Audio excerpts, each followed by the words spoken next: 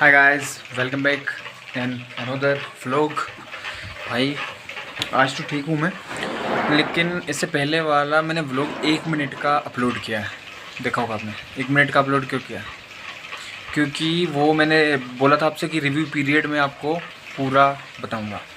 Review period मैंने आपको पूरा बताया, लेकिन फिर पता है मतलब सेकंड लास्ट डे एक मुझे रिएक्ट का काम दिया था। लेकिन रिएक्ट का काम पता है कैसे दिया था?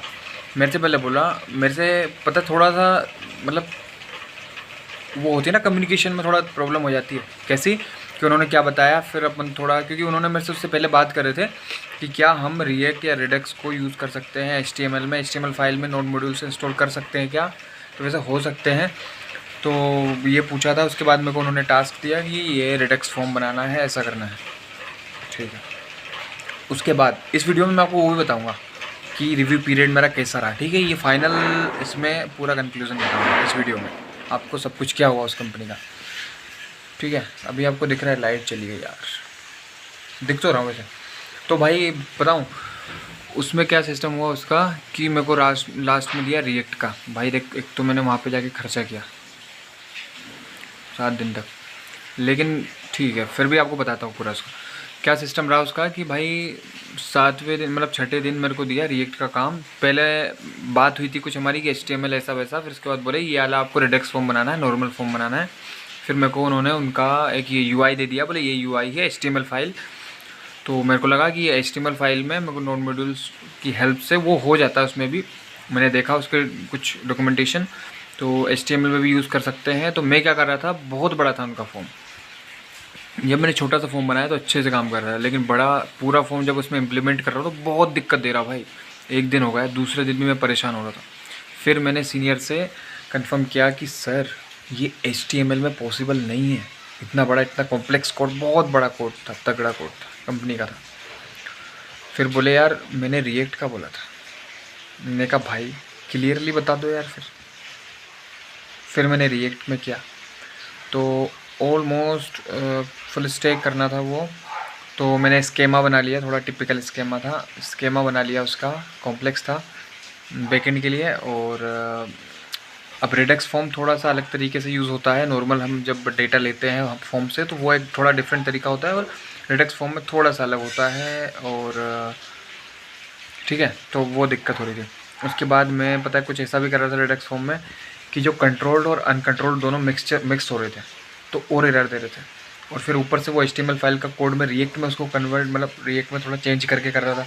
तो कुछ चीज़ें HTML में डिफरेंट तरीके से होती है। किसी भी टैग का प्लेस होल्डर में सिर्फ प्लेस होल्डर लिख देते हैं प्लेस होल्डर प्लेस हो जाता है एम्प्टी, लेकिन वो रिएक्ट में हमें कुछ ना कुछ उसकी वैल्यू देनी होती है, फिर इक्वल टू एम्प्टी करना होता है।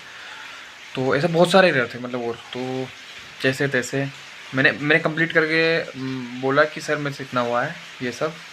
और उन्होंने बोला कि यार तुम बहुत टाइम लगा रहे हो, ऐसा कर रहे हो वैसा कर रहे हो। मैंने कहा सर आपने पहले HTML का बोला था, फिर ऐसा सिस्टम है। फिर मैंने क्या हुआ कि मैंने ऑलमोस्ट कर दिया। ऑलमोस्ट कैसा कर दिया कि फॉर्म से डेटा आ रहा है, और डेटा आ रहा है। तो फिर दिक्कत कहाँ पे आई? दिक्कत यहाँ आई कि मैंने स्केमा भी उसका बना लिया, MongoDB। अब क्या हुआ कि मैंने स्केमा कैसा बनाया कि जैसे एक डिटेल है, उसके अंदर 3 डिटेल है, तो स्केमा ऐसा नेस्टेड वाला। अब भाई नेस्टेड वाले में डेटा फिट नहीं हो रहा है, मतलब दिक्कत आ रही। पहले नॉर्मली यार स्केमा बनाया था MongoDB का, इससे अपने को ज़रूरत भी नहीं लगी थी ऐसे तगड़े वाले स्केमा की। फिर मैंने बोला भाई स्केमा तो नॉर्मल बनाना पड़ेगा, ये तो मतलब अभी हो नहीं रहा है। तो मैंने भाई नॉर्मल सभी को एक उसमें बना दिया। तो बोला कि भाई 2 दिन से ज़्यादा हो गए। फिर उसको बोले यार इतना टाइम तुम लगाओगे। फिर कंसोल में कुछ एरर बज गए थे 4-5 कुछ चीज़ें जो मेरे को मिल नहीं रही थी। मैं कर रहा था डिबग, लेकिन पूरा दिमाग भी ख़राब हो गया। फिर वो बोले कि यार तुम कोड लिखोगे फिर उसमें ये ऐसे एरर आएंगे, तो मतलब कैसे ऐसा कैसे हुआ? बोले फिर तुमने बोला कि आप मतलब 5 LPA 1 स्टैक भी हो, फिर डिमांड कर रहे हो। मैंने कहा सर ये तो मतलब बसाई स्कूल का एक पॉलिसी है 5 LPA का, बाकी कम भी चलेगा थोड़ा बहुत, लेकिन हाँ ये तो हमारा, मैंने पूरा बताया उनको। फिर मतलब थोड़ा पॉजिटिव बोले ठीक है, मतलब ठीक भी क्या, लेकिन देखो यार ये एरर है। उसके बाद तुमने जो ये कोड लिखा फिर वो कोड लिखा, ऐसे करके मतलब ऐसा नहीं बोला कि तुमने ख़राब लिखा, ऐसा नहीं बोला कि तुमने अच्छा लिखा। मैंने कहा भाई एक बात बोल दे यार कुछ। फिर लेकिन उसके एक दिन पहले दिमाग ख़राब था क्योंकि हुआ नहीं था काम। तो उसके बाद थोड़ा, एक मिनट रखना, फ़ोन आ रहा है, फ़ोन आ रहा है, फ़ोन आ रहा है दोस्तों, फ़ोन आ रहा है। हाँ ठीक है ना।